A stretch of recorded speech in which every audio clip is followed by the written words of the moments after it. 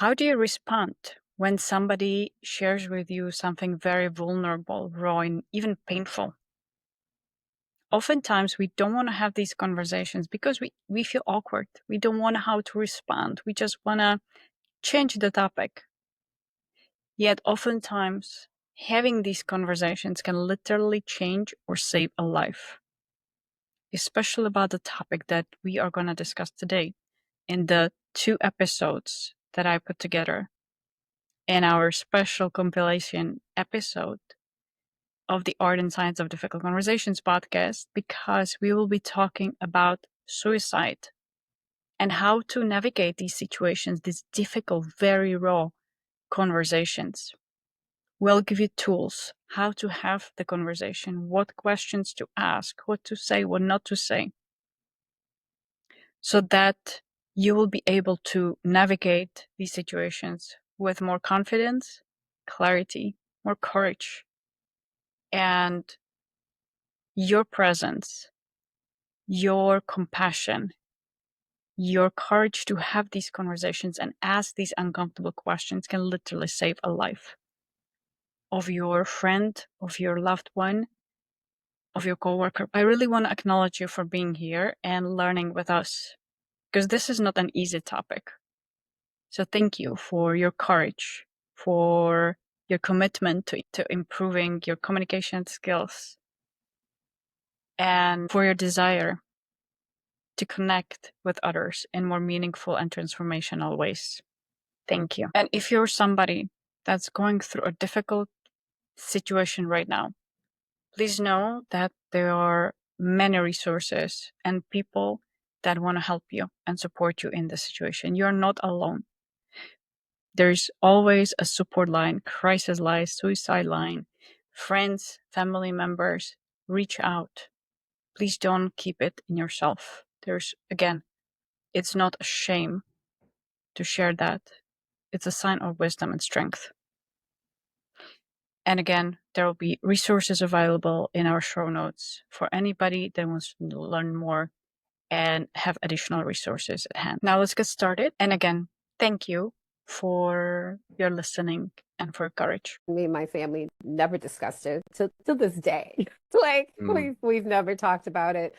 And it's like, I'm a parent now. Like, I can't imagine what he walked into seeing me like that. When I think about that, my heart goes out to him, because that's very hard to see your child dealing through that and wondering like what happened.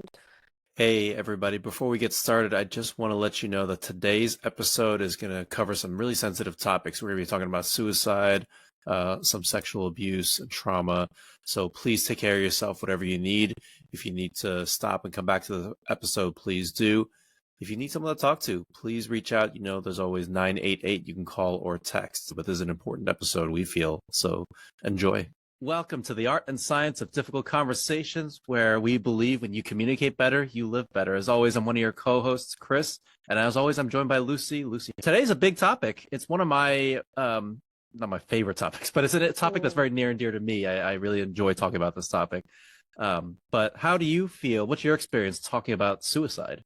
It is a tricky topic. Actually, one of my family members died by suicide. And so I've had some conversations with my mom about it. It was actually her brother several years back. So since then, we haven't talked about it with my family members.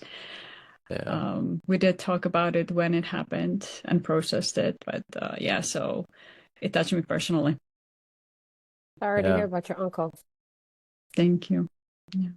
What about you, Chris? Yeah, it's I had a friend in school that I grew up with. He died by suicide, I think 11th grade, that's what it was. And he was like one of the popular kids. I was not popular. So that always stuck out to me, how he was popular and he always tried to keep me involved. So I think about him often. And then when I was working at a hospital, one of the clients died by suicide. Just after that shift, I'd finally gotten him to open up, and then that night. So it's one of those things where I've always been interested in this topic. I've always, it's touched me, obviously. And so, and I didn't know until much later that it's touched a lot of people, much more than we think about or talk Yeah. about. And so, what we're doing here for the next couple of weeks and for this month of April is we want to shed a little bit more light onto this topic, and talk a little bit. So, in honor of that, we have a very special guest, somebody that I'm on the board of a suicide prevention organization. And one of the staff has been gracious enough to come and share her story. So, Paula, welcome to our podcast. Hi, Chris. Hi, Lucy. Thank you for having me. Paula, we love to have the guests share their story. So, would you be willing to just share your story of kind of how you got here, what's going on in your life? Okay. How did I get to the Samaritans? Yeah, everything. Start from anywhere you want in your lifetime. Anywhere I want in my lifetime. It's kind of broad, but let me see. So with the Samaritans, I'm actually, I came on board not as a staff member, but as a consultant per diem trainer about almost a year ago. And it was something that I was kind of looking at, I think since like 2020. So it was just kind of funny how it kind of all aligned and came together for me. But yeah, so through that experience, I've been able to kind of do workshops on suicide, information for people, like what to look out for and things like that. So we can do that with teenagers, adults, seniors, and anyone that wants to have us. And then I came in at a time when they were looking to do the SOSA group, so the Suicide Attempt Support Group. And a few of us were trained by Dee Hirsch, which is out in Cali. And so we were able to launch the first group over the summer in June. And we're in the middle of our second group now that has more participants. And we're actually doing intakes now for the group that we're going to have in March. So I just feel like my whole purpose here I forgot to say that I'm a survivor myself. So I come into the work as a survivor and also have lost some people that I've known and care about to suicide, and also have supported other people through their suicide attempts or other ideation or other mental health issues through my previous role that I had at the Family Nurturing Center. I was there for like 12 years. And I resigned like a year after my daughter's father had just passed away a couple of months prior to that. We had another loss of a nephew in the family, and my oldest son was having a lot of like chest pains and other health things going on after like post a concussion that he had playing football in college. So it was just a lot going on at the time, and I really needed to kind of pull back and do some self-care for myself and actually be there for my family. And so during that break, it allowed me space and time to really do more of the suicide prevention work that I felt like I was being called to do within my journey. So it just kind of came all to alignment and fruition of where I'm at right now. And it's a hard topic, but it's one that we need to normalize the conversation because at any given time, we never know who's having suicidal ideations, like thoughts, or will actually try to end their lives. And so you never know. So like, as you mentioned, Chris, having that friend in school, being popular, outgoing, and pulling you into other activities that you felt you wasn't popular and not going in that way, right? And he died by suicide. So you never know what anyone's going through, regardless how we're showing up. We're like with a smile and like everything is fine and high energy. That doesn't mean that someone's not like having a hard time emotionally or with their mental health and with suicide thoughts. Absolutely. And how much would you be willing to share about your attempt? I'm comfortable with sharing. I just feel like I've come like to a full circle, I think, in my life to do that.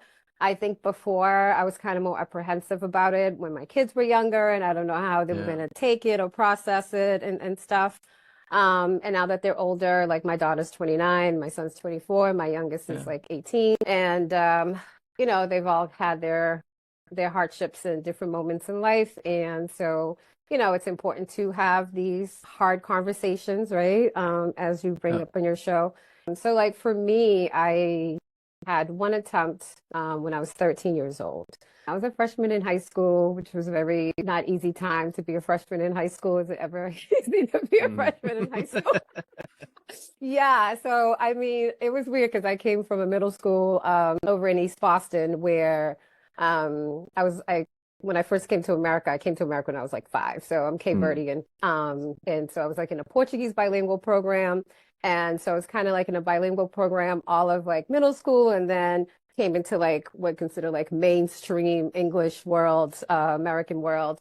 And the population East Boston was completely different than the population of when I went to for my high school. So it was like a lot of adjustment, a lot of anxiety, a lot of adjustment. And then getting through those tough times of like making new friends and figure out where you fit in into that world. I think it was like the very last day of school.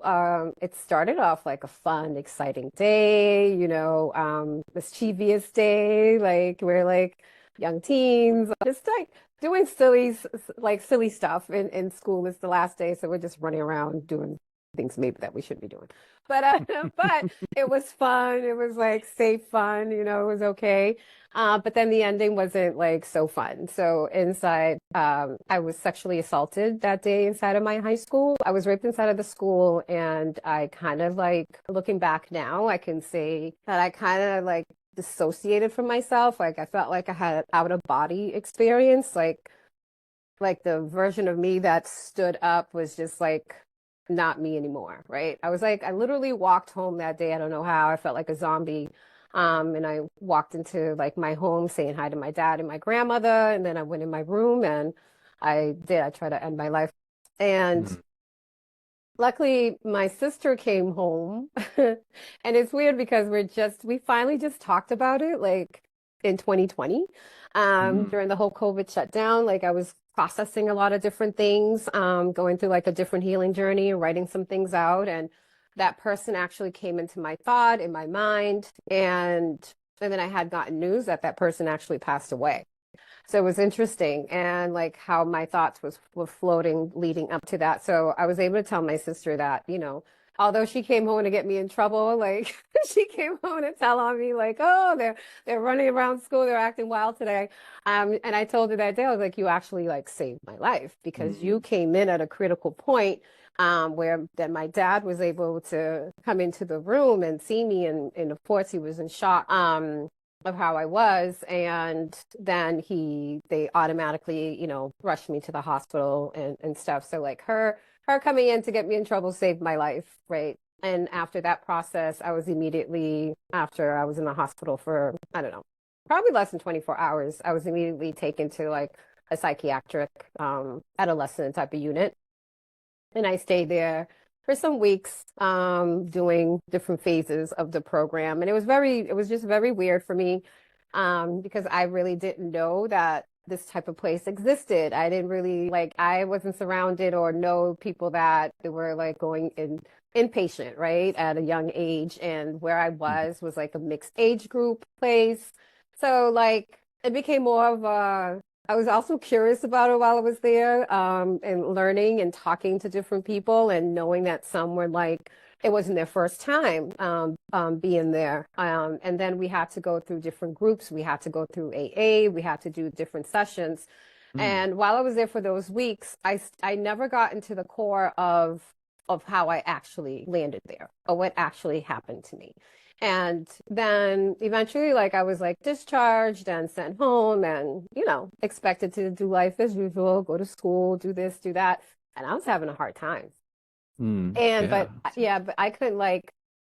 I couldn't label it. I didn't have words for it. I was just going through the motions. I didn't feel safe, in my body, in my surroundings. So like really like when you're talking about your friend in school coming in, so I'm here smiling, trying to get through my days, and all the wise, like I am like uncomfortable to the core. So I had developed really significant like anxiety and like PTSD over the years. And I struggled in school. I mean, I always ended up at like doing night school or summer school just because I couldn't focus, right? I had a lot of thoughts and different things going on. And then it didn't make it any easier that, there was lies and rumors being spread about me after all that took place, right? And no one really knowing like the truth of what happened.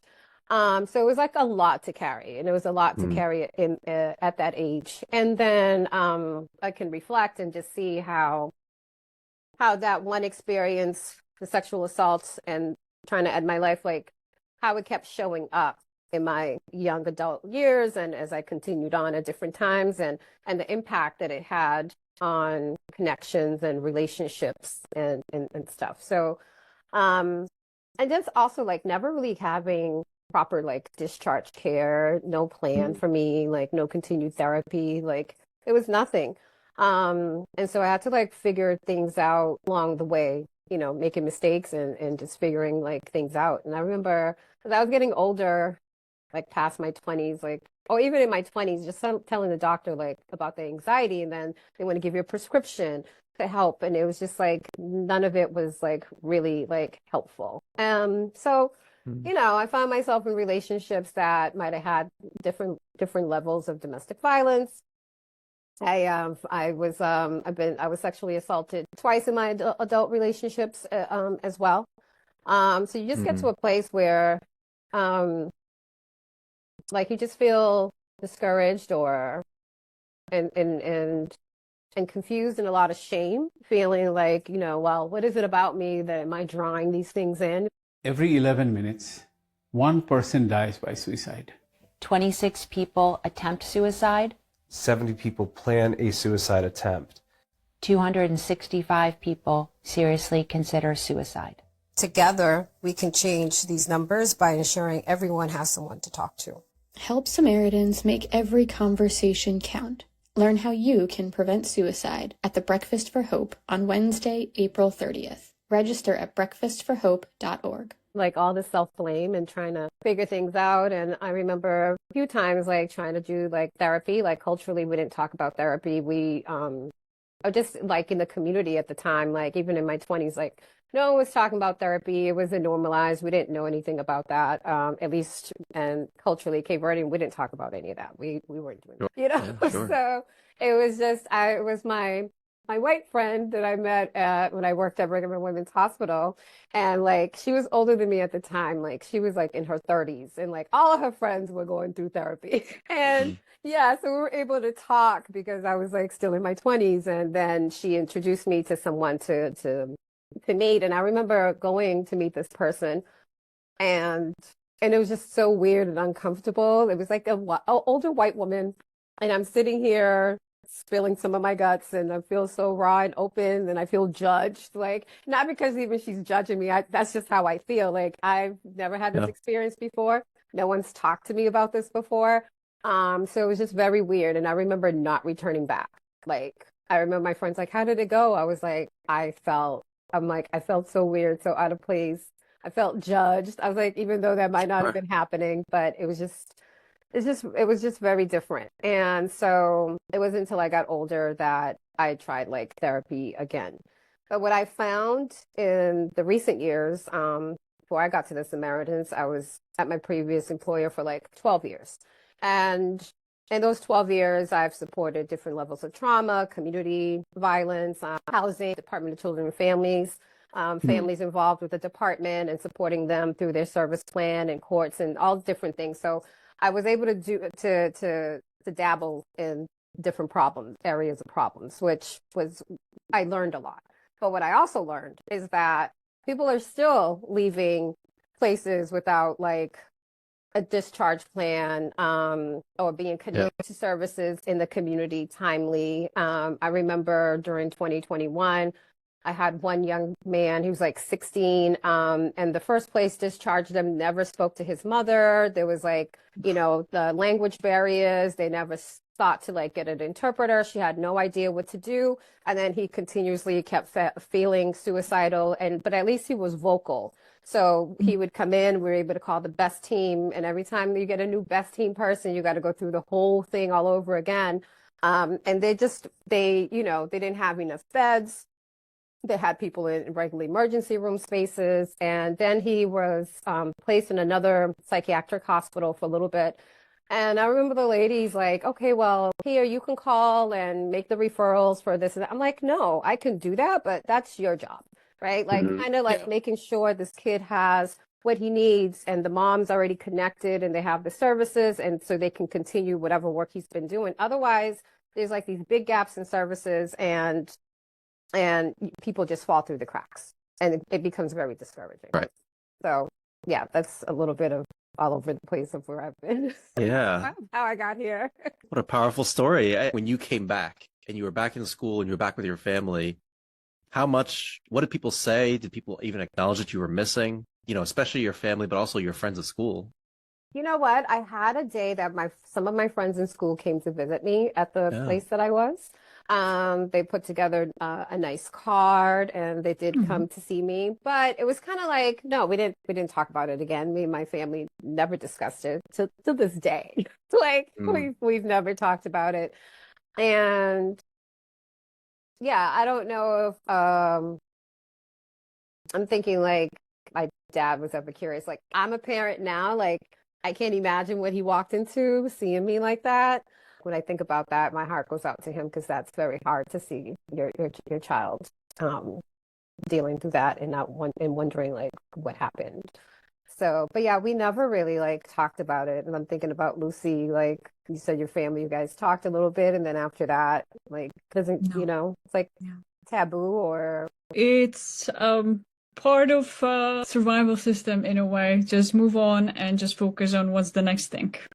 Yeah. In a way. It's been also coming from Europe, Czech Republic, therapy is still in a way a bad word especially for the older generations, where it means something is really wrong with the person, and so there's a lot of shame around it.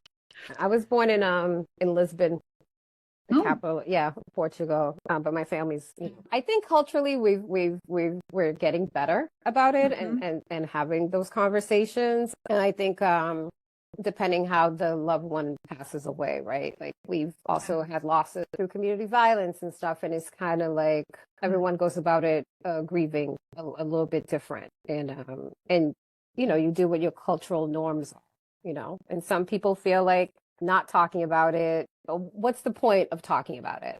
What's it going to do to talk about it, right? Yeah. True. Yeah. The way you just said that just reminded me, it's not suicide related, but my mom's mom just passed away a few weeks ago, my grandmother. I'm sorry to hear that. And thank you. And I said, do you want to go back to New York early, like to get everything ready? And she said, what am I going to do there? Just cry? That's a waste of time. Like she'd rather just stay here and keep working and and then go when it's absolutely necessary. But she didn't want to like deal with crying or dealing with those emotions.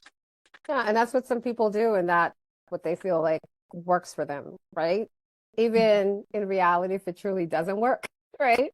But some people prefer to go to work, stay busy, and deal with it in their own time, in their own way. And others like, I'm a cry, I'm gonna cry. But I also like to have like my space, right? But and that's why like I generally promote programs that not just that I believe in and that I know I wish I had at different stages of my life, and having supports, and then also knowing that there's different avenues to the support, right? You have other outlets that you're able to use other apps like for that. And because some people some people want to have someone from their culture and they feel more comfortable with that, and some don't want that because they feel like it's not going to be private and it's not going to be confidential, or people are just going to like talk or gossip about it. So what's the point? Sure.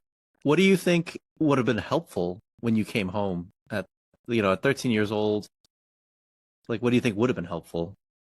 I think having some therapy would have been helpful, right? Like having some aftercare where I had someone to kind of process, because it was like a multi-layered situation that happened, right? And I think throughout my journey, it was just like so many times I might have focused on one thing or focused on this thing, but it's just like I never thought about ending my life before. It's not something that ever came up. It's not anything that I've ever like really witnessed or talked to anyone about. Like, so to me, it was just like a traumatic response. And, to this day, I'm a little still shocked by it, that I just feel like I really disconnect from my body. I feel like I had like a soul loss. And I think throughout these years, I think there was a moment in like 2020 that I felt like me and this other version of me finally, like we came back together, right? Because for a long time, I can just see this, I can just see that visual of a 13-year-old me laying in this locker room space, cold ground, cemented ground. Like I can still see myself there. It sounds like there's been a lot of modalities and a lot of effort around healing and receiving that support. There's a lot of ebbs and flows, right?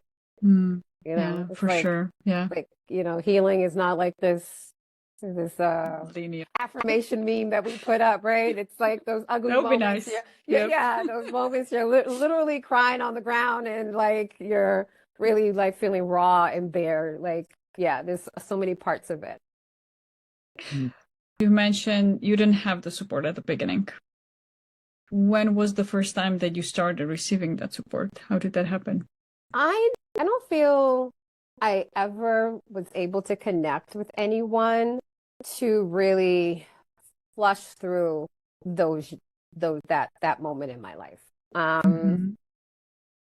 I think I remember like I had this primary care doctor, and I think I met her maybe when I was like 19 years old. And I had her for maybe 20 years or something like that. And for years, I felt like she never really listened to me because I was young, and I had like my daughter at like 20, and like I just felt like she never was really listening to me. I remember, God bless her soul, because she did pass away from breast cancer. And I remember like towards the end, those couple of years before then, I felt like then she had a different level of respect for me as an adult and having conversation and really hearing me. But then one day she still said to me like, well, you're going to have to trust somebody sometimes, because it was just about these different visits that I had and different things that I know my body was dealing with, and I felt like it wasn't being addressed. And so she's like, well, that's part of the problem, right? Because of your anxiety. So it was just like, till it was like after all these years of seeing the same person, but yet not really fully feeling like I never really connected with this doctor. And she never knew that about me. I think maybe I might have mentioned having a history or dealing with domestic violence, but even when she was my doctor, I was dealing with those situations and trying to figure out how to remove myself from the relationship and be safe and do these things. And it was very scary times at different times. But I just think it's sad that not feeling that you can actually speak to someone about that, right? And I know that from not just my experience, but people that I've supported over the years, not feeling like there's anybody that they can really talk to or feel comfortable uttering those words. So I'm always humble when I'm meeting someone for the first time, and there's a level of comfortability that we've created in that short moment of space that I've had, like even a man tell me I was sexually assaulted, right? Or a young lady sitting across from me, like, I've never said this to anyone before, but I'm saying this to you, I was assaulted, right? And just being able to kind of like talk to them and help them, like you help people connect the dots of how this thing keeps showing up in different ways in your life, in your relationship, whether it's a sexual assault, a domestic violence, and just or your suicide attempt at different times, how it can show up, and it might not show up how you think it might be showing up, right? So I just had to come into full terms with myself and realizing there's times that I'm like, yeah, I'm owning my decisions and I'm owning this idea, whatever it is, but realizing that it was like a lot of traumatic responses in there, making decisions at the same time, right? I was operating in survival mode for like so long and just trying to like survive. And there was moments that I didn't like where survival mode was taking me, right? Relationship wise, I felt like, there was moments I felt a little vindictive. Like, moments that I had to look back, like, how we always talk about toxic relationships or red flags, and just realizing there are moments that you could be the toxic one or you could be the red flag, right? I don't expect to go through all this stuff that I went through and I'm showing up my healthy self 100%. Absolutely not. So also like coming full term with and forgiving for those moments, because I think one of my things that I can do very well is forgive. I can forgive people. I've forgiven people. I've forgiven those that have assaulted me and hurt me, just like not because what they did was okay, but more so for my peace of mind and for my sake. And also if I have faith in God, I have faith that within their time, we all pay for our sins, right? and I don't have to be at the front seat to see how you're paying for your sins. And I'll have to say that even that person from high school, I ran into them in my 20s. I ran into them in my 30s. And both times they apologized to me. And, you know, in other cases too, where maybe there was some domestic violence in the relationships and stuff where, yeah, I did get the apologies, but I went through the forgiveness process before I ever got anyone's apology, right? And I think the apology, not because it makes everything go away, but there's some acknowledgement that, you know what, we did something wrong to you and we hurt you, right? And there was some comfort in hearing that. But yeah, but I think that forgiveness was always hard for myself because it comes with the shame, comes with the guilt, and also carrying all these. I felt like I'm carrying people's dirty secrets that is not meant for me to carry, right? Like I'm carrying their shame. I'm carrying like if here you are, this person that, you know, your family, I'm sure, loves you, cares about you, and other people might see you or regard you in a certain way. But you've done this thing at this point in time in your life. You hurt someone in this way, right? And I think I had to process that because maybe I didn't pursue it in court or go about things in a certain way. So they didn't have to carry like that public shame or people knowing certain parts of them in that way. I felt like I had the heavy shoulders, and somehow I felt like I was carrying that on top of mine. Right. And coming to full term that realizing that, you know, I know shame is huge. And everyone that I speak to, especially that do interviews and intakes with for like our suicide attempt support group, carry shame, carry guilt, carry a certain level of burden. So it's not like exclusive like to just me or my particular situation, but, you know, we'll carry shame and guilt at different moments that it's really not for us to carry. So I learned to like I say to God, help me to put down what is not meant for me to carry, because then I was carrying too much. Yeah. So it sounds like your faith is really important to you in the process of healing. Yeah. I mean, I was raised Catholic, but I can't say I was practicing Catholicism. You know, I had to show up to church on Sundays and do the catechism school on Thursday. And I remember not going back on Thursday because there was this boy in the church that used to want to sit close to me and like touch me inappropriately. But I think I really buckled down like in 2020. Like I realized that there was a level of exhaustion that I had because honestly, I felt like I'm pouring out into the world, into people, but no one's really pouring into me. And then I had to realize that I had to like feed myself, my spiritual self, because I wasn't doing that, right? And I think like because using other people, like you hear people with their elaborate prayers and all this stuff, and I'm just like, when I pray, it doesn't sound like that. So I can't be doing it right, or I'm not using the right words, and then you hear people always say, oh, you just talk to God like you talking to one of your friends, and I'm like, that sounds kind of weird.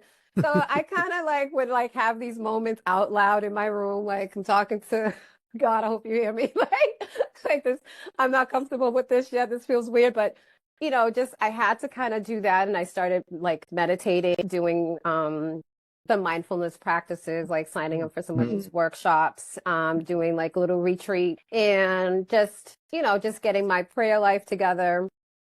So pray daily, how often I need throughout my day. I'm always like inconsistent with my journaling, like, but journaling was really helpful. So yeah, so just learning like some mindfulness and meditation practices and not feeling like, oh, how do you meditate? Like, I got to clear my whole thoughts. Like, I don't know how to clear my thoughts. I'm thinking about not thinking. How is this going to work for me? This is not going to work, right? So, and I think mindfulness kind of helped me with that, because you don't have to do that.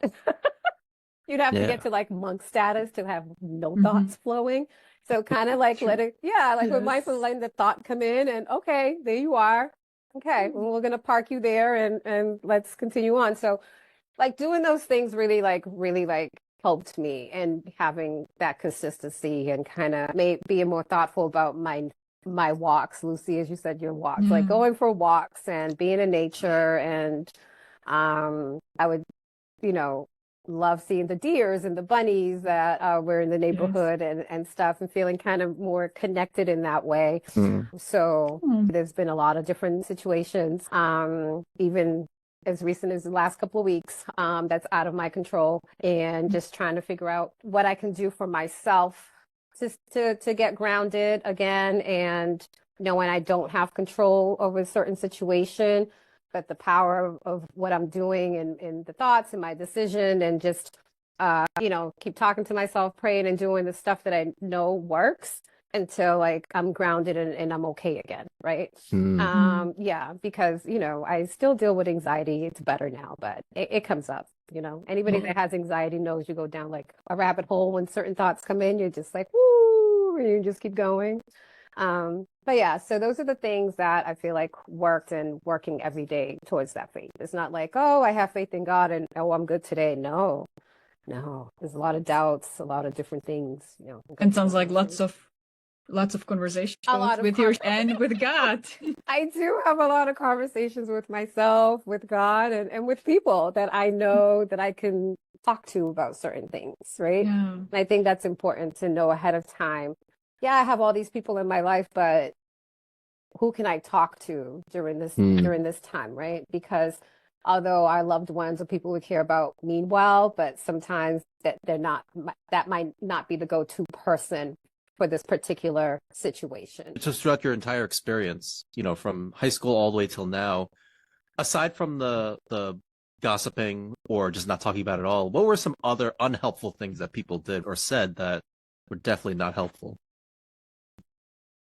I think there's a lot of judgment. It's like when we look at kids or we look at teens, right? It's just like, oh, they're having this hard time, and it's easy to label someone. It's easy to kind of look at where someone's at this moment and feel like, you're never going to accomplish any great things in life. You're not going to be successful. You're not going to do this.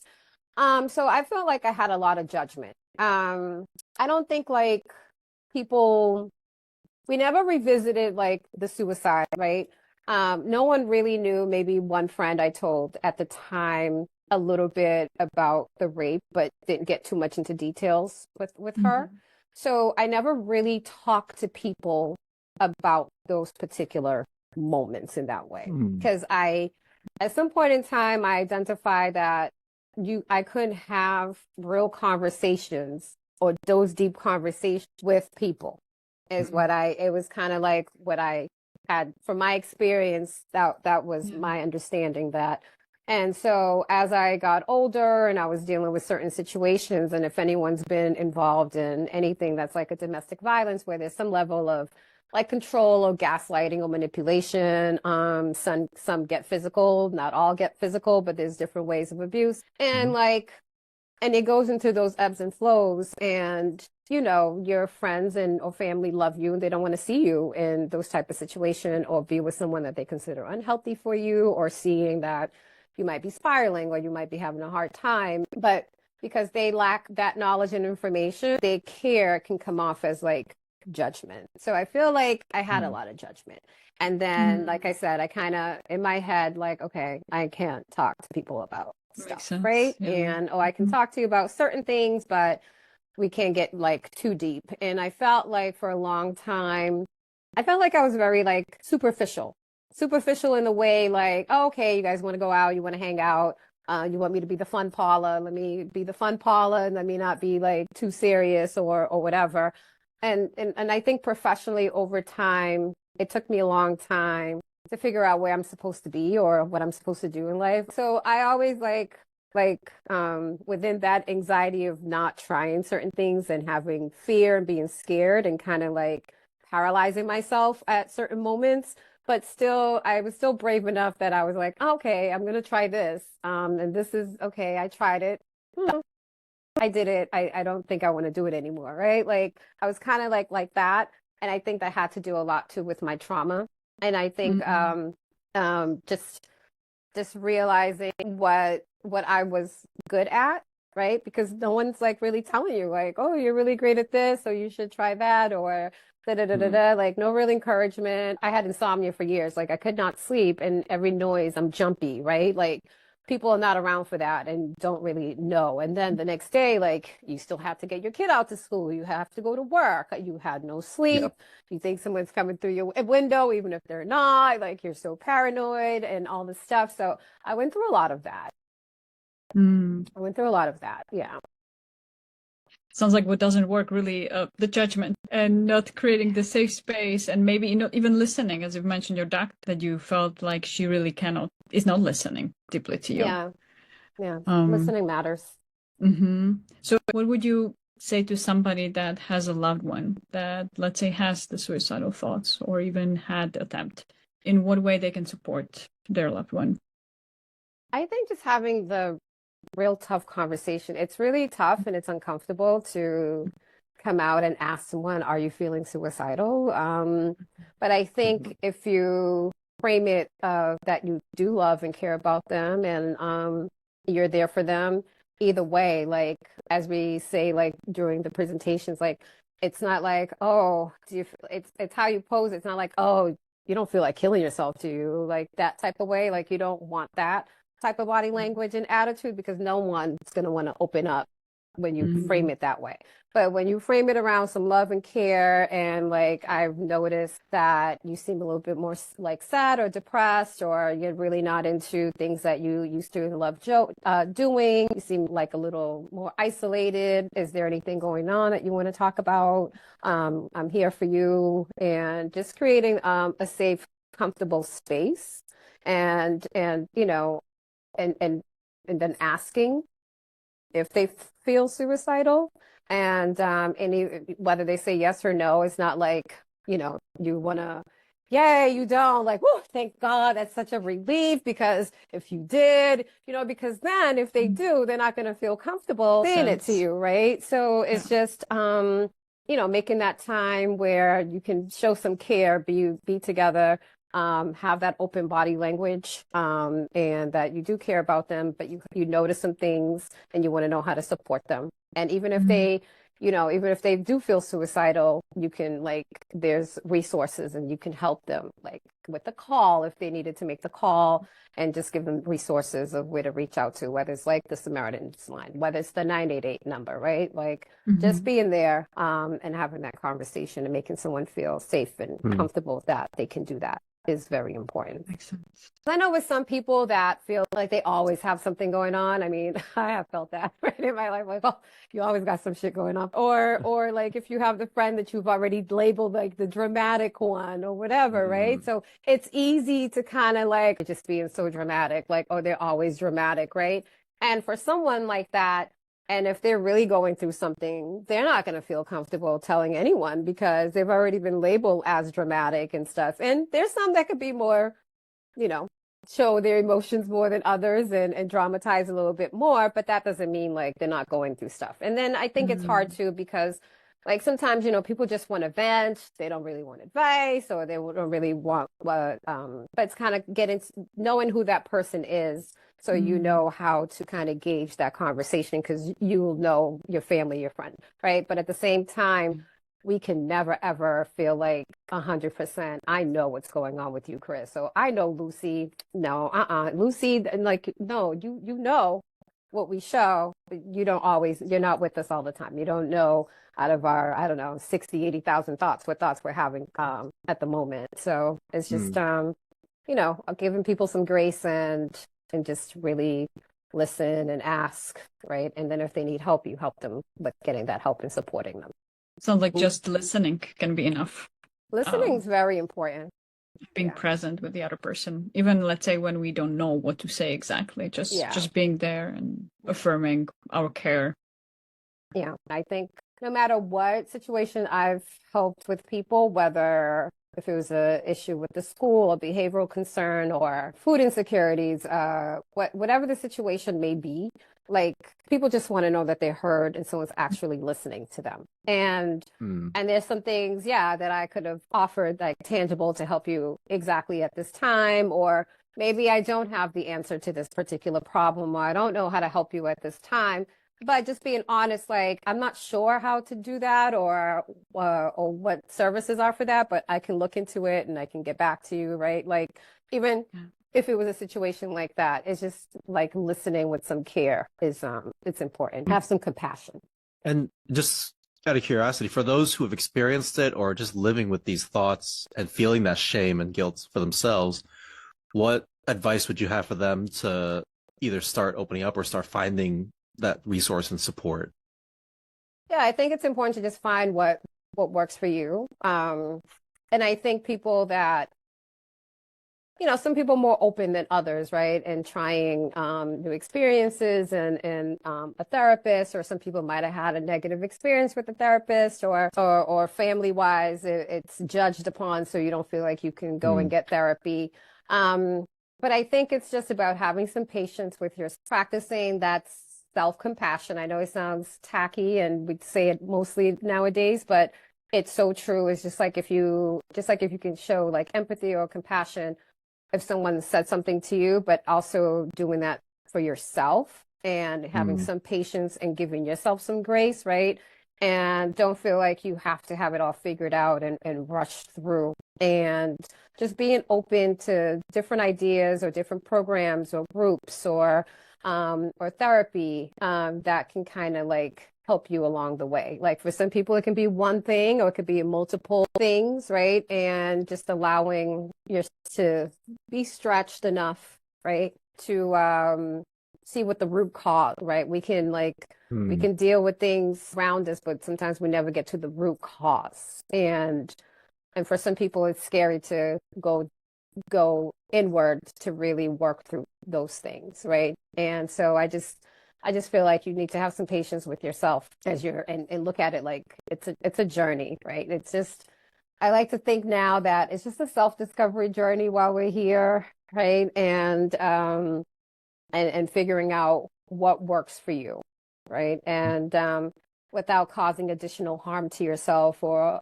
harm to others, but what can work for you. And just because this worked for me doesn't mean it's going to work for you.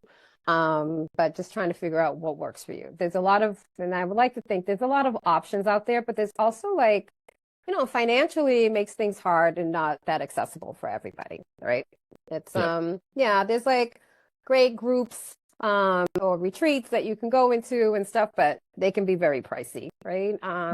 Even certain, modalities to tap into when it comes to mental health, even those have like financial barriers for people and stuff. So it's important to find the people that will accept your insurance or can do a sliding scale fee on things. And I know the cost of living is expensive for everybody, but even people that are providing services, like, are there times that you can offer maybe something on a voluntary service or a sliding scale fee to really like help people where it's not going to be a huge burden financially on you.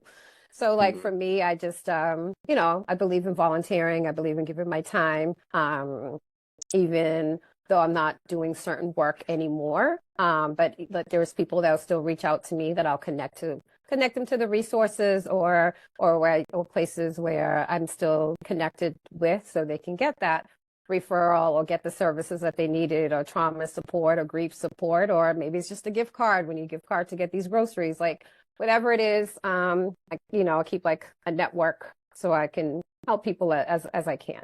So I just think, definitely having some patience and figuring out what works for you and being a little bit open about it could be helpful. Paula, thank you. We really appreciate you sharing your story and sharing everything.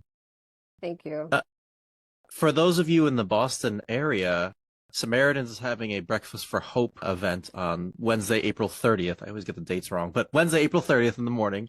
Where Paula will be speaking early, where Paula will actually be speaking to share her story and share more inspirational stuff about her life. And if you're able to come, let me know. I'm happy to have you as a guest of mine. Come on down.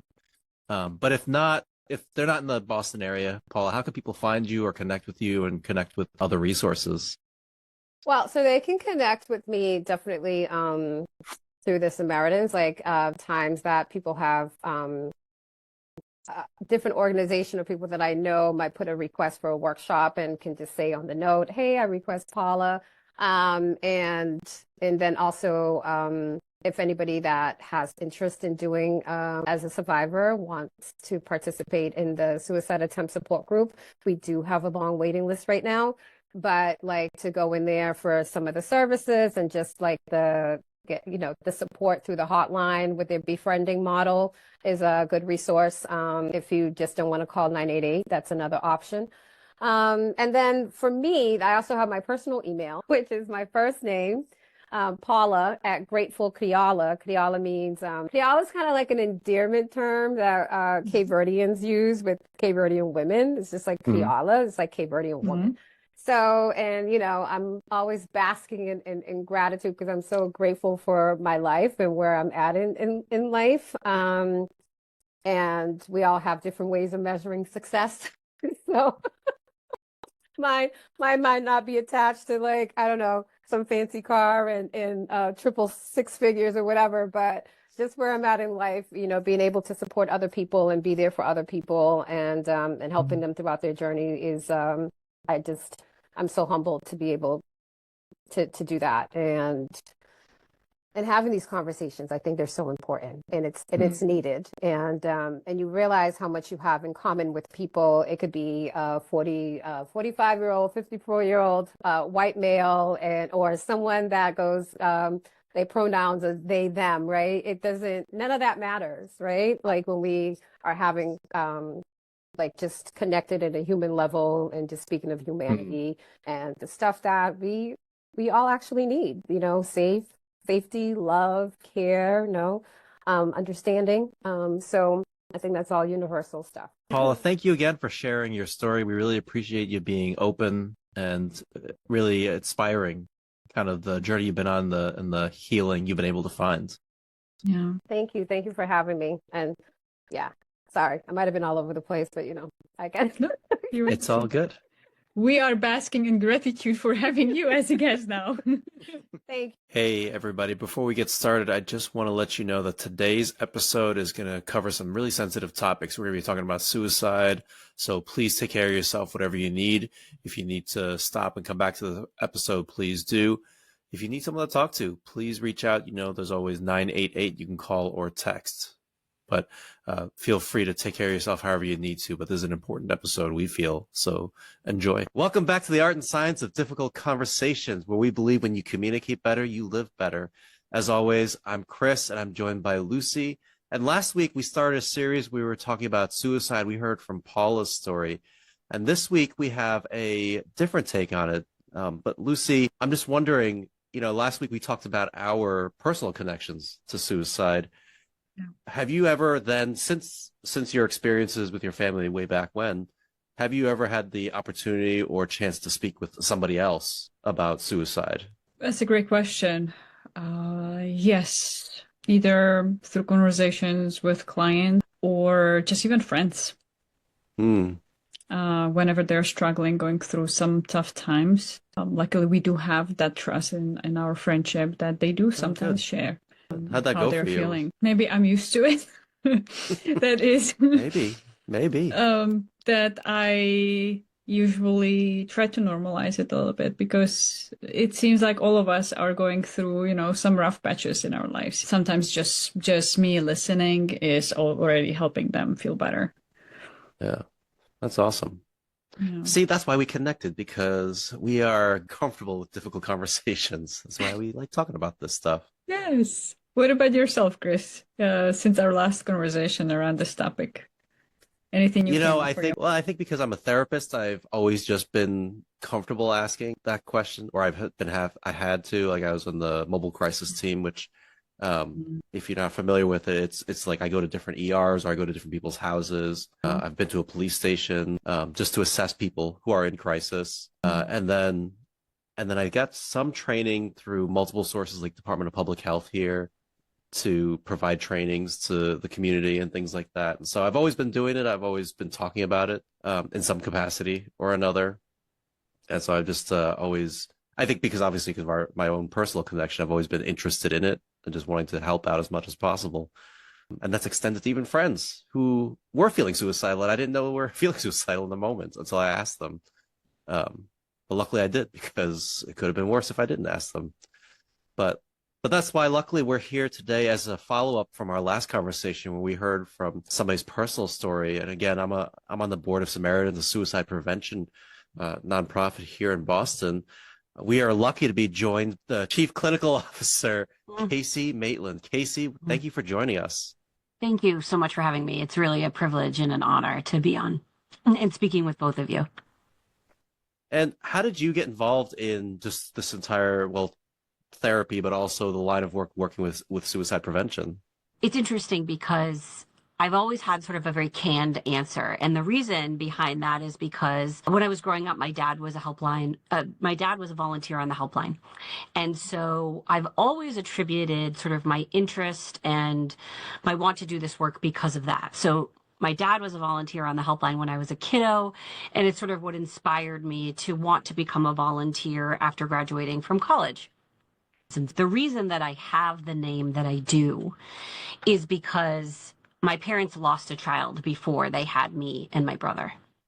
And so my name story sort of evolves around that. And I realized that the reason that I do this work is not because my father was a volunteer on the helpline, but it was because I was really born into grief. And my parents had experienced the worst thing that they were going to experience at that time. And so I grew up in a household where we could manage anything, right? It was sort of like, no matter what we went through, or, not that things weren't tough or that something didn't happen or whatever, but it was, we're going to get through this. And so I think that I learned this affinity for managing crisis very early on in life because that's how my parents functioned, right? It was very much so, get through this. This is hard, but we're going to do it. We're survivors, right? And it was really like in the past couple of months that I had this realization. It was very keen. It was like, well, my dad was a volunteer in a helpline. I started volunteering about 20 years ago. I've been with Samaritans ever since. And that's all very true. But my connection to the grief work has always been really strong. And I think that's the reason why. So, and I attribute that also to my mother's strength in those moments. My father had a very public position at the time. He was a state legislator. And so it was very known that my mother was pregnant. Of course, they lost the child after pregnancy. And so it was a very big public thing. And, so they had to endure all of that. And again, so I would always talk about my dad. Right. And not that it's not about my dad, but it certainly is about the both of them and the strength that my mom displayed during those moments. And again, this idea that we can manage this thing, and especially if we're together. A good exercise. That was a really powerful version of that story. Mm-hmm. And how beautiful that even we can realize things about ourselves and about our own stories. Mm-hmm. That's powerful. Absolutely. Beautiful. And really connection to that grief and those difficult emotions. Yes. And resilience, sounds like, from both of your parents. Definitely. Tell us more about the journey of doing the actual suicide prevention work. Yeah, so like I said, I started as a helpline volunteer almost 20 years ago now. And, back when my father was a volunteer, he also had a very public job. He was the Inspector General of Massachusetts, and nobody knew that he was on the lines. And I think that was obviously very important to him. But I think that he did it because he had this want to help people still. And the shift from being a legislator and very much so on the ground and actively helping people switched when he became an Inspector General and was doing much more so oversight of things. And so I think he sort of held that tie. And so in my household, his volunteerism was a very big deal. It was very important. And of course, he would do the overnight shift. So it was also like the hardest version of what he was doing. And so it was very highly revered in my household. And so I think that's maybe what, again, attracted me to it. It was like, I want to do the hard thing too. And so back then, of course, it's much different now. It was still a pretty considerable commitment back then. It was about a 25 to 30 hour training. It was a minimum 9-month commitment. It was one overnight shift per month, right? So they really, Samaritans at the time, really wanted to make sure whoever was applying to do this was dedicated to sort of seeing it through because of how much resource it took for them to do this. And so for me, again, it felt like very, very exciting and very important. And so I really just fell in love with what they were teaching. This idea of active listening and befriending and being there for people in their deepest, darkest moments without judgment was certainly something that my father was modeling for me at home, right? And so I think I was attracted to that. So I became a volunteer. I just sort of like sunk my teeth into it. I became a shift supervisor volunteer. It was something called a home leader at the time, which we've since advanced from that term. And I got involved in any way that I could. And so there was a couple of grant opportunities that came up and I applied and I worked for the organization. And so, of course, I was managing my own full-time work as a recent college graduate, figuring out what I wanted to do with my life. I started working as a paralegal. With American Tower, and yet I was still working about 15 hours at Samaritan. And so, my dad sort of said, like, what? This is great. Like, I'm happy for you. Also, what keeps pulling you back to this? You have a 40-hour-a-week position and you're still working another additional 15 hours of work. And there was no, financial need component at that time to do that. And so he said, maybe you need to look a bit deeper into what that's about. Maybe you actually don't want to be an attorney. Maybe there's something else there. And so I said, maybe I need to investigate what this is. And so I went to like my, first information session and I was like, bingo. This is it. Like, this is what I want to do. And so I went to school. I got my Master of Social Work. And again, the whole time I was working at Samaritans. I think I was the volunteer coordinator or the volunteer recruiter, one of those. I worked at the VA for a little bit in the Veterans Assisted Housing Program, the VASH program. So supporting veterans who are homeless and then transitioning into housing. And so all those experiences, right, sort of led up to my work here at Samaritans. I worked at DMH for a while and did clinical training and things like that. So it all sort of led up to where we are now. Awesome. Should we just confuse Lucy and just talk only about Boston specific landmarks and items? Yes, exactly. I appreciate that story. I think it's one of the things we find on our podcasts, in our interviews is we haven't interviewed anybody that's had a career that's gone in a very straight line. Everybody's career is like all over the place, which I think is interesting. But today you're going to help us talk through, like, how do we talk to people about suicide? Such a big topic. And maybe a good place to start is, why do you think it's not talked about as much as it should be? Yeah. Every 11 minutes, one person dies by suicide. 26 people attempt suicide. 70 people plan a suicide attempt. 265 people seriously consider suicide. Together, we can change these numbers by ensuring everyone has someone to talk to. Help Samaritans make every conversation count. Learn how you can prevent suicide at the Breakfast for Hope on Wednesday, April 30th. Register at breakfastforhope.org. Talking about suicide is really hard, to put it simply. Talking about issues that people have in general is really hard, right? And so when people have sort of an inability to empathize or connect with something and someone else, it's sort of a reflection of that person's inability to connect authentically with something inside themselves, right? Because whatever that thing is disrupting the fear or the actual feeling that they have themselves, right? This, sort of, to use a clinical term, like this projective identification piece of like, I see that thing. And so I think with suicide in particular, this idea that it's very othering, that only other people feel suicidal or get to that point, I think is like a huge misnomer. We have all felt on some varying level of degree, what would it be like if I wasn't here anymore?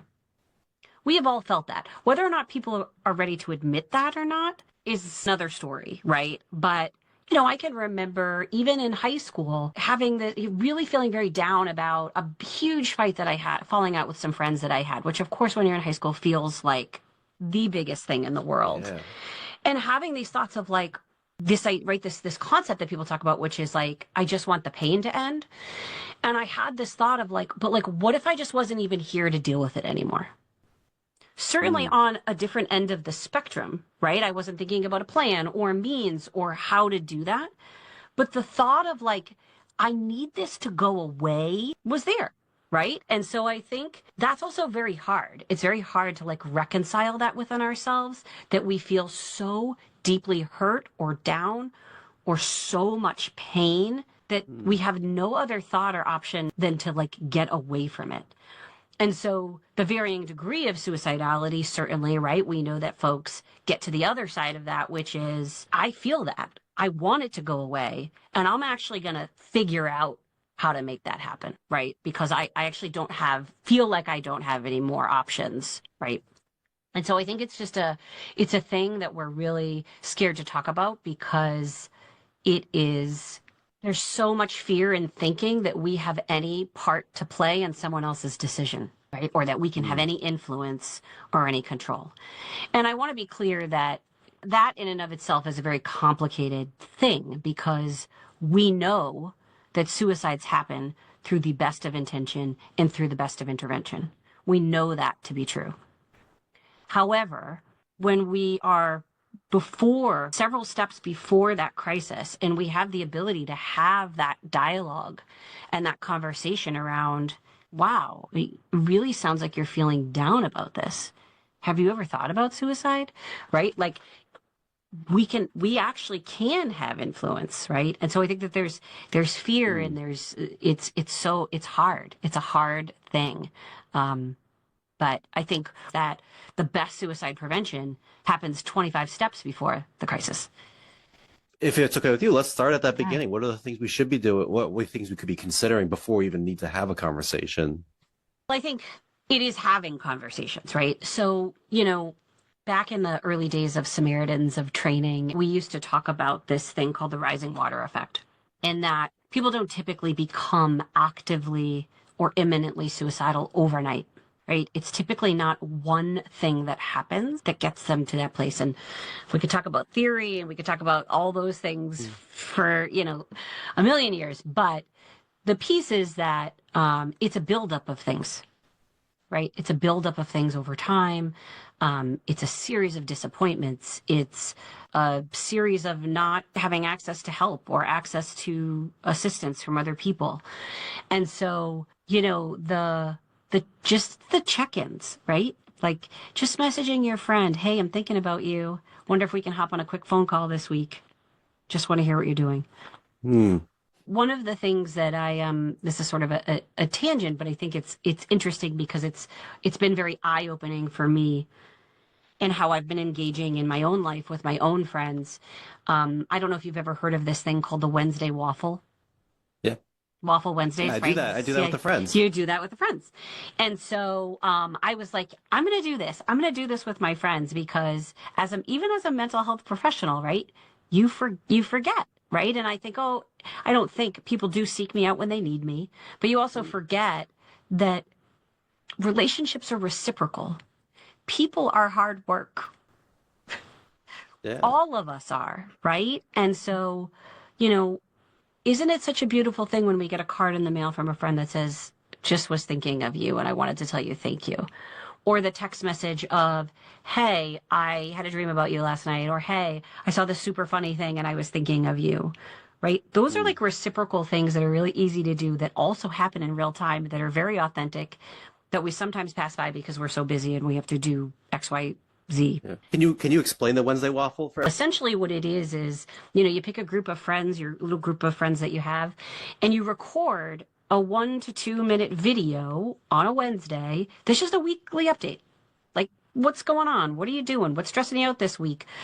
What's on the docket? And then you just hit send. You don't watch it back. You don't edit it. You don't do anything. It's just a quick, today is, I got this going on. Over the weekend we did this. This weekend this is going to be stressful, but I'm going to get through it. And then you get to watch, instead of watching reels of people we don't know that are mocked up, you get to watch and listen to your friends go through the everyday things that we all go through. And of course, every week, as the mental health professional and the clinician, there's a new theme for all of us, right? And there's what I like to call the golden thread, right? And one of my friends who right now is living in Los Angeles and very close to the wildfires and was experiencing all that. She has a 1-year-old. She just bought this new house. She's pregnant, feeling very isolated, of course, right? Because there's not a lot she can do with the fires and the smoke and the 1-year-old and everything. And so she just said this week, I love so much these Waffle Wednesday videos because I feel like I'm not alone, right? That's a super cool idea. Thank you for sharing. Yeah. So that idea of just keeping in constant contact so people don't feel like they're alone, so that you are just also you're more aware of how other people are feeling. That constant awareness of what's going on in other people's lives. Where are they at? Yeah. Yeah, and I think, feelings are universal. Like, and I don't say that in a way of like that people's experiences are universal, because everybody, when you think of intersectionality, or you think of like time and space and access and all of those things, but that's really what empathy is connecting in something in you that connects with something in somebody else. And so I think that I connect so much with that, because I think that when we recognize that, we talk about the things that we're afraid to talk about, which are actually the things that we need to talk about the most, right? Like this piece of like, I don't know if I can tell this person that thing because they might judge me, right? So this idea that feelings are universal, and when they're met without judgment, like that's when the magic happens. That's when that feeling of connection happens. What I'm hearing is one of the first steps in prevention is really seeking those moments of connections with others. Yes. I think I hearken it to 4 things, which is connecting with, empathizing with people, actively listening to people, validating those experiences, and removing judgment. Right? Maybe not in that order. Maybe it's right. Like removing judgment is first. Actively listening is second. Providing empathy is third. And then validating those experiences. I think those are the ground rules. Those are the ground rules, right? So you go into a conversation with someone who you know is not feeling so great. Like, those are the ground rules. And anywhere that person takes you from there, right, they're going to feel heard. They're going to feel like, you're there for them and what they're going through. Yeah. What would be a sample validation phrase when somebody says, I'm really struggling right now. It's been a really tough week. Some people may say, don't worry, it's going to be better. What do you think of that one? Yeah. I think that's actually one of the most complicated things that when a person can say. And I don't want to say like the worst, right? I don't want to be like so catastrophic. When we do that, we really dismiss the feeling, right? And so when someone says, I'm struggling, it's really been a hard week, and you want to meet it with validation, you can say, I hear you. It really sounds like whatever the thing that they're struggling with has been really hard for you to manage. It's been really hard for you to go through. I might follow that up with tell me more about how that feels for you, right? Or tell me more about the situation. But when we do the thing that we're so good at as humans to like write the writing reflex or the fixer, like, don't worry, it's gonna get better, right? When we put ourselves in those shoes, it's a conversation ender, right? If you're telling someone about something and you're like, oh, this really sucks. This thing is really, really hard. And someone says, don't worry, like, it's just a phase. It's going to get better. It's just a conversation ender, right? Because whether you're not insulted by that or not, and you're like, okay, yeah, maybe. Do you actually feel heard after that? Do you actually feel like you got what you needed from that interaction? Probably not. I think sometimes we don't think it's enough just to say, like, I totally hear that. Sometimes we just don't think it's enough, but it is, right? Because it's like, I get it. I might not be experiencing that thing too, right? Or I might not know how to fix it, because that's the other thing. We actually shouldn't bring those things up. But I believe you. I believe that it is really hard for you. And I believe that you're doing your best. That's an interesting phrase. I believe that you're doing your best. Because I've had that argument, I guess, that debate with some coworkers before, and I've said the phrase, I think everybody's just giving their 100% every day as the best. They're just doing the best they can. Mhm. And her philosophy was, well, they're not trying very hard. And so how do you balance that? Because I think like 100% just looks different every day. Like your 100% might just look like just a little bit that day because you just are way out of it or something's going on. So how do you balance that, or how do you kind of help other people conceptualize that? Yeah. You know, the age-old phrase of like everybody's battling something that you don't know about is just so true. It's even true about all of us, right? I mean, sometimes, and I'm sure, you know, you can resonate with this as a parent, but like 6 to 9 a.m. is like living 15 lives.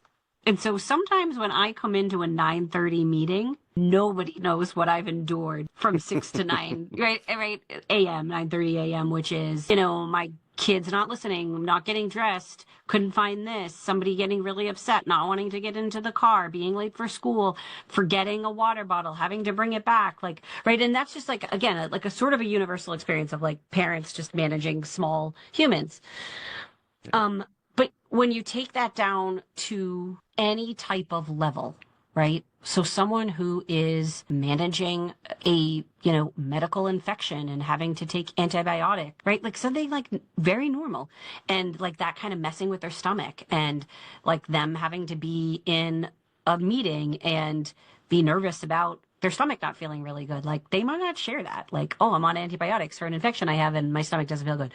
Or like someone's mom being sick or dad being sick or family member being sick or mentally ill and struggling with something, right? And them having a conversation on the way in with their mentally ill sibling or parent or cousin, and them on dumping or unleashing or whatever it is, and then being present for a 9:30 meeting. They might not share with you like, oh, I just talked to my cousin who's chronically suicidal for an hour, and that just took a drain on me. But I think that's like, you know, the clinical phrase of like meet people where they're at. Does it really matter whether they're trying or not necessarily?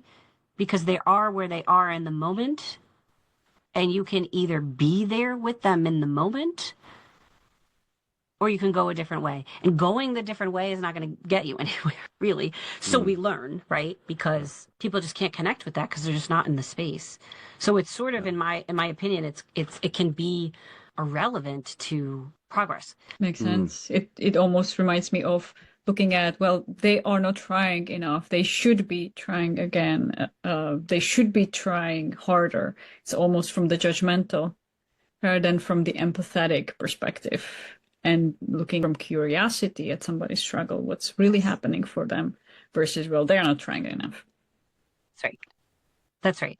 And like there's no questioning that it doesn't get exhausting, right? Like this thought of like they're doing their best, they're doing their best, they're doing their best, and then the same thing happens over and over again, right? But that's also human condition.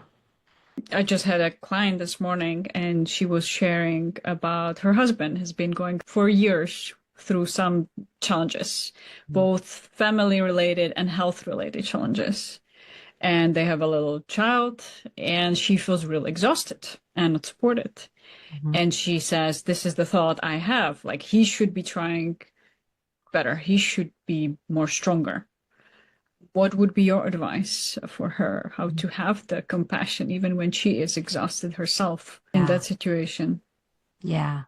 I'd validate it first, right? And say anyone in your position would feel the way you do right now. That's the first thing, right? Like it makes sense that you would feel like he should be trying harder, right? I also sort of might walk through with her, like, what does it look like if he's well? Or what does it look like if you were to get more help? Or what does it look like? And then, of course, you know, not knowing some of the dynamics is, I wonder what their connection or conversation or communication is like, right? Like she's experiencing this. How much of what she's experiencing does he know about? Or is she sort of, talking with suffering up these feelings in silence? And so there's like a resentment towards him, but he actually doesn't know that piece.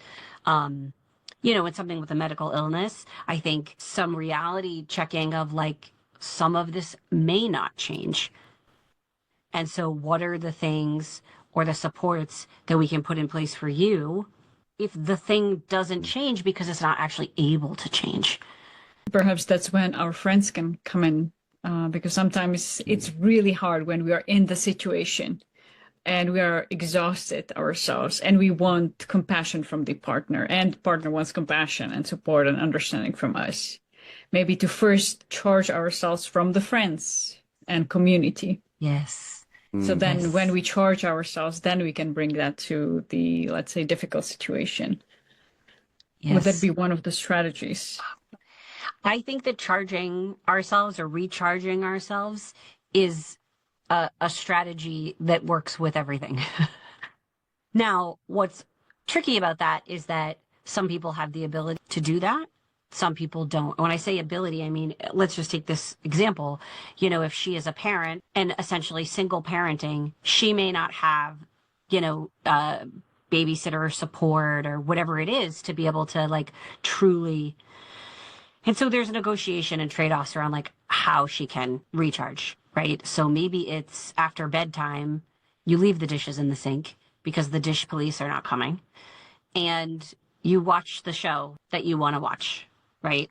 On one night a week, right? And so I think it's about navigating trade-offs and figuring that out. But yes, I mean, I think that there's this, you know, there's sort of like this cheesy thing happening in the world about like self-love, putting ourselves first, treating ourselves and all those things.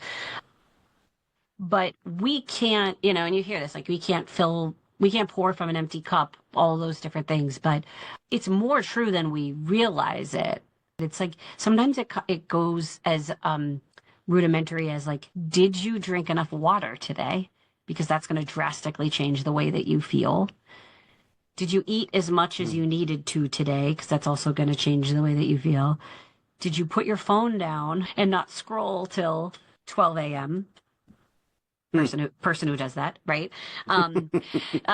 Did you get enough sleep? Did you, so there are things that are like, yes, there's like the recharge. I went to a yoga class, whatever the thing is, right? There's also the like independent activities of daily living that we often neglect, that we don't think about impact us really considerably on a day-to-day basis. And so I think even getting down to some of those things of like, how can you set yourself up to even do that? She'll put you on a path to at least, at ground level, feeling a little bit better.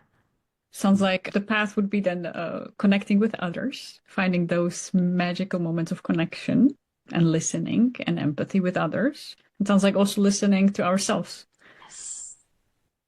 Yes, listening to ourselves.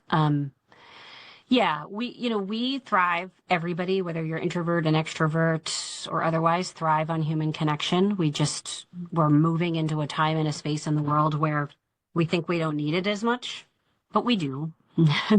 We do. We need to be around humans. We need to be talking to humans. We need to be sharing with humans. Again, that sort of like feelings or universal piece. But also sometimes we need to quiet the voices of productivity, right? So like that rest is like the inverse of productivity. I'll have friends say like, well, I don't sit down at all. I don't sit down till I go to bed, right? Because they're doing the dishes, they're cleaning the household, they're doing all those things. My mom would say that if she sits down, she's not going to get back up. So she's just going to keep cleaning or fixing or doing whatever. Yeah, fair. And again, I think it's trade-offs because for many people, it is part of their routine to do those things, and that actually they don't feel as though they can rest until they do. And that's some of the trade-off is like, how much stress is the productivity creating for you? That's one. And how can you manage it in a way that it creates less? Hmm. So let's say now we're in the conversation with the person. Yep. They're saying they're struggling. We're validating, we're empathic, we're not judging, we're not trying to fix the situation, we're just hearing it. And now we start getting inkling like, okay, something like they're feeling real dark. They're like, things are taking a turn here. How should people navigate that part of the conversation or that next step? When people go into the darker places in the conversation, that's very important. But maybe you're noticing other things, like this person normally will go to all the social engagements and they have not. This person normally is dressed in a certain way and now they are not. This person normally works out 3 days a week and they haven't been doing that. So what are the things that this person has normally been doing? And if those things are not happening anymore, that's a thing to be paying attention to, right? And so I think some of those things in combination with the struggling, maybe going into the dark place, is a point in time to be asking about how they're feeling. And there's a very large misconception around suicidality that if we ask about suicide, that we're putting the thought of that thing in people's head. And the truth is that it does not. And that mostly, more often than not, I would say 99.9% of the time, people feel relief when you ask them that question because it's already a thought that they've had. And so you are now coming into the conversation, identifying yourself as a person who's not afraid to sit in the muck with them. And how we react to the answer is very important. So I think if someone is struggling, they're saying they're struggling, you're noticing some things, they're going to a place where they might say something pretty direct, like, I don't even know, maybe it would be better if I'm just not here at all, right? Mm-hmm. You might say something like, it really sounds like things are so hard for you right now. And I can understand why you might be feeling this way. I'm wondering if you've been thinking about suicide. I'm wondering if, usually when people feel this low, they think about suicide. I'm wondering if you're feeling that way too. And you're going to get an answer. People are going to say, no, that's not where I'm at. I know what you're talking about, but that's not where I'm at. Mm. And then they'll continue on. Or someone says like, yeah, I've been thinking about that because that seems like the easier path. So now you've uncovered something, right? Now you've uncovered there's a very real feeling here. Would you use the word suicide? Would use the word suicide 100% every time. Because if we ask someone if they're feeling like they might hurt themselves, it's actually a different question.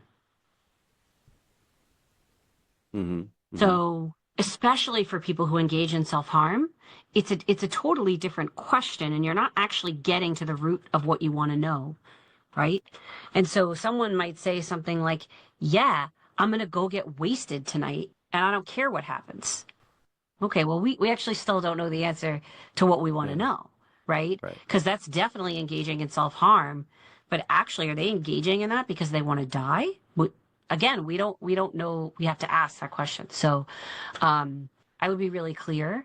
And again, when people are feeling really low, or in general, right, this is the piece about reducing the stigma. People are afraid to say it and we're afraid to ask it. So where's the middle ground, right, of reducing the stigma, of breaking that stigma on this very real feeling that people experience on a spectrum?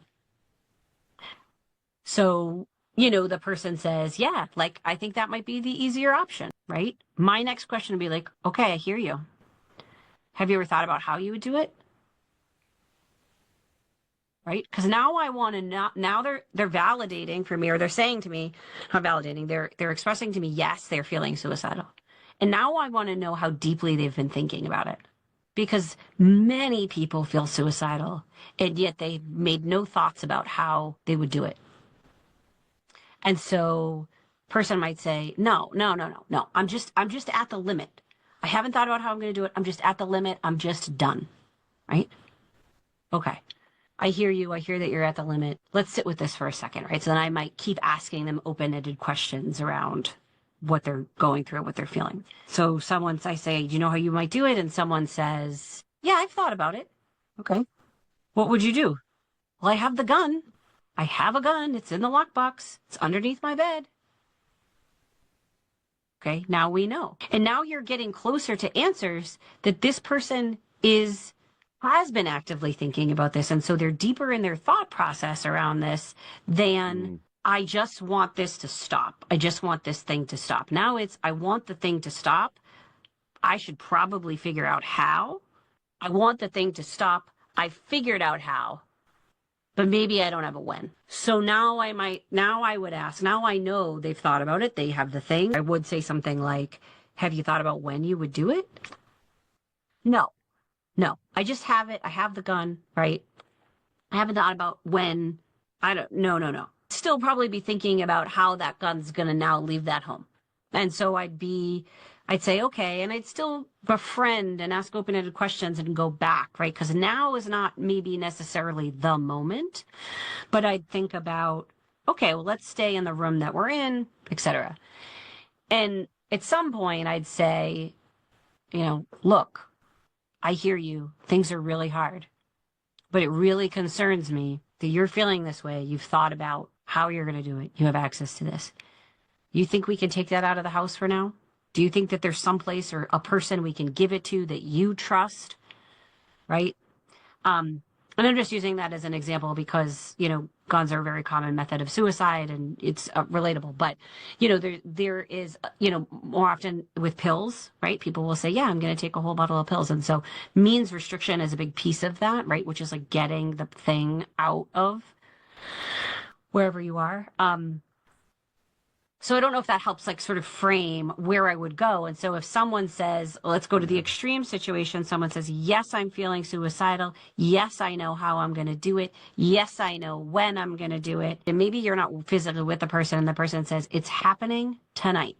That's a situation in which now all the pieces, it's happening tonight and I have access to the thing. It's up in my room. It's in the lockbox, right? Now we've sort of escalated past a point where it's a very real situation, right? It's not just a thought. It's not just a feeling. I've thought about it. I've thought about how, I've thought about when, and I'm telling you when it's going to happen. And so that may escalate to intervention. Maybe it's you physically going to that house, going to the place, right? It's getting that person away from that place. In very extreme situations, it might be calling 911 if you physically can't get to that place. We obviously want to caution on calling 911 because, that can create potential areas of trauma for people.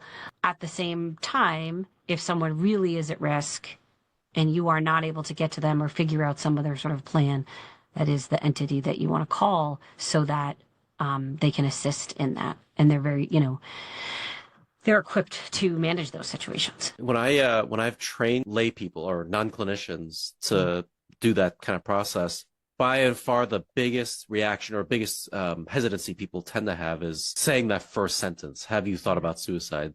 They seem to be okay with the rest of the workflow, but that first phrase is like the big trip for them. How would you suggest people get comfortable or just courageous enough to even ask that question? I mean, really like practicing saying it. I also think there's a thing here because, I feel very, very strongly that suicide prevention is everybody's business. I also feel strongly that there are people who will feel that they cannot ask that question for whatever the reason. And it doesn't matter necessarily if you ask the question, someone has to. So call someone else, never worry alone, right? So if you feel just sort of paralyzed by the situation of like, I don't know what to do. I can't ask the question. Right? Call 988. Call 988 with the person. They will ask the person. Call someone you know who may be able to ask the question for you, because it's less about who asks it and more about that it gets asked. And so taking suicide prevention trainings, engaging in role plays, right? In engaging with role plays with a friend or a therapist or, a colleague, can be helpful because then,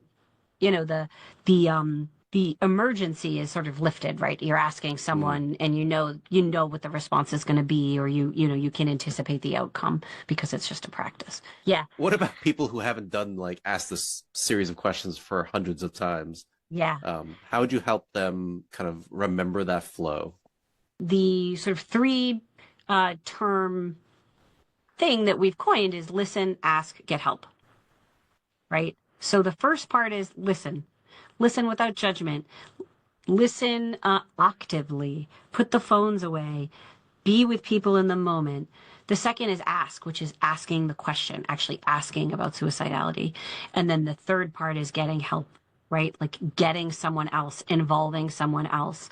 In terms of like that assessment piece, it is a bit more intricate. And that's where I'd say, we train on that. And I want to say that we have some information on our website, but maybe that's something that we can actually do, is get that more prominent. I think another thing that happens, especially maybe with kiddos or other things, people might say, well, don't tell anybody I told you this, right? Or you fear that you can't tell anybody because it's this big secret thing. And I like to just say right out front, like, I want you to know that if you share something with me, or I might say if once they've shared it, like, this information is too important for me to hold alone.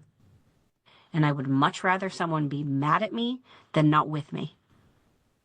Right? So, and I think that's okay to say to people, right? We never want to hold things in secret. We never want to, feel as though that's the thing that's going to be the trust, is the secret. It'll never work that way. So, yeah. Yeah. That's great. And the other uneasy thing is, I notice, and this is across even clinicians or people that work in the mental health field, I know that there's lots of people who, they ask all the right questions, they've done everything they can, they've called for help, the person's now in help or with somebody like that in a higher level of care, they can't do anything, or just much less risk of them doing anything, and they still feel that uneasy feeling of like, there's something else I wish I could be doing, or like it still feels incomplete. Yeah. What advice would you give to them? Yeah. I think that sitting with the feeling of ambiguity is really, really hard. And I would encourage anyone who speaks to someone who might be struggling to debrief with someone afterwards. Because human condition is ever evolving. And so I may know what to do. It doesn't mean I don't hold those same feelings afterwards of like, oh, what did I say? Did I say the right thing? Could I have done this better?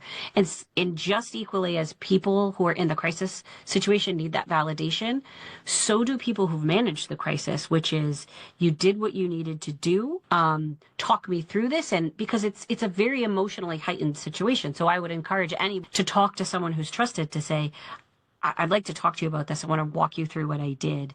And then I think that it's, the trusted persons, to say like, look, you did everything that you could have in that moment. And now they're getting help, and, let's talk through some of the ways that maybe you can follow up with them if that feels like it's the right thing. Or send them a text to say, I'm thinking about you, whatever the case is. But yeah, we all need other people to check in with and validate, our own experiences too, because it's hard. It's hard to navigate those things. Let's say in case somebody does die from a suicide. Yes. What to do after. Yeah. How to process the emotions, the grief, the situation. Yeah. Maybe some guidelines for that. It's such a really good question, and it'll give me an opportunity to tout some of our services. At Samaritans, we have services very specifically for loss survivors. So loss survivor is the term that we would use to describe someone who's lost a loved one to suicide. There is a community of people out there that exist, loss survivor community, especially among Samaritans, that exist where everybody is experiencing the same. And people find solace in the group because there are so many of those universal feelings, right? That people will say, that happens in my family too. Or they don't talk about my loved one anymore. And so that is so often shared. And so what I'll say about the services is, one, that it's free. We have virtual groups, and people connect with us from all over the world. So not to talk about a Boston specific thing, it is accessible to everyone.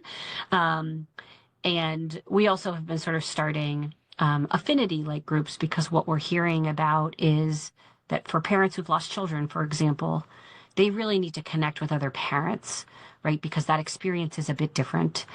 Or for folks in the LGBTQ community, that experience is also a bit different than, sort of people who've lost loved ones to suicide, like a sibling or et cetera. So again, reaching out to others, allowing ourselves to be supported, let's say if we were impacted. Or when we see somebody struggling, really reaching out to them, and also maybe connecting them to the community and sharing the resource. Yeah. Absolutely. Peer support is like my favorite form of clinical work, even though it's not considered clinical work, because we all seek out peer support. We just don't know it, or we don't identify it in that way. So like, even if there's a new restaurant in town, we'll go right to Yelp and we'll say like, who went, right? Who's the person that went and how was it? That's peer support, right? Like community members testing out the restaurant. And so why wouldn't we seek out other people who've gone through similar experiences, right? So new moms seek out new moms. If you're looking to join a gym, you want to talk to the person who goes to that gym. You want to pick their brain about whatever it is. It's the same thing with peer support, right?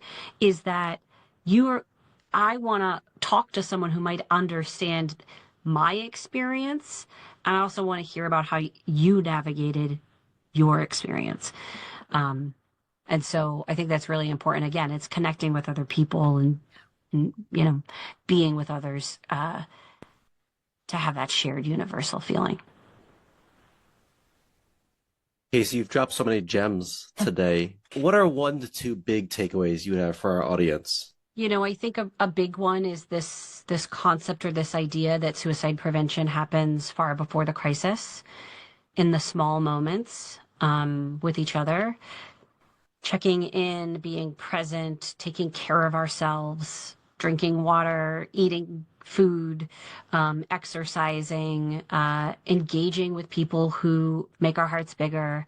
Don't neglect those things because they add up or they subtract very quickly. I think the second piece is that help is out there. And I know people say that a lot, but certainly Samaritans is a resource for people. It's free to people. 988 is free to people. Our services for lost survivors is free to people. We just started a support group for suicide attempt survivors. That is also free to people. Never worrying alone and finding community are the things that keep us well. And so with that, we all have a role to play in removing judgment so that there is more community to be had. So when we just move through life, remember that the judgment that you place on someone else is probably soon to be the judgment that you get from someone else. So just being mindful of that when people come to us with their experiences or with their problems, instead of starting with what you should do, start with, tell me more about that. And I'm sorry that's happening. I love that. And so if people wanted to learn more about you or learn more about the work of Samaritans, how would they find it? And also, next week is the Breakfast for Hope. How would people tell them about that event so they can either come if they're in the area or they can just donate if they want to just be a part of it? Yeah, absolutely. So our website is SamaritansHope.org. And so you can find all the resources that I'm talking about today on our website. You can find me on LinkedIn, KCC Maitland. I am on Instagram as well. I'm not that exciting, so don't expect much, but you can find me on there. Our Breakfast for Hope is a really, really incredible event. It's going to be live streamed, so if you are not near Boston, you can watch it. You can watch it from afar, but a really compelling opportunity to witness the power of community is at the Breakfast for Hope. We're going to talk about our services. We're going to sort of showcase some things. You might hear from someone that you've heard from before. And so, if you are interested in hearing more about Samaritans or supporting Samaritans, it's definitely an event not to be missed. Awesome. And everything will be linked in the show notes below. Yep. Casey, thank you so much for sharing your story and your experiences and your knowledge and your expertise with us. Thank you. Truly, thank you for the space.